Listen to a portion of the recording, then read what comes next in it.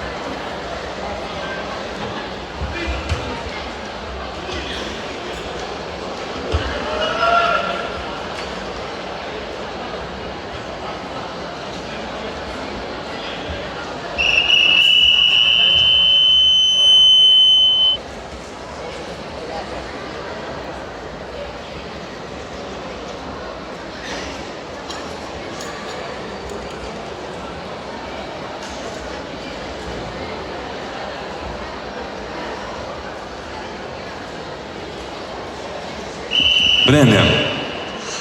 Yine de 60 kilogram ağırlığında final doğusuğun yenicisi. Finalın arasında sportun samba görünüşü boyunca Türkmenistan'ın çempiyonu Pardayeva Maysa. On karşıdaşı Dengmuradova İntizar ikinci ona münasip oldu.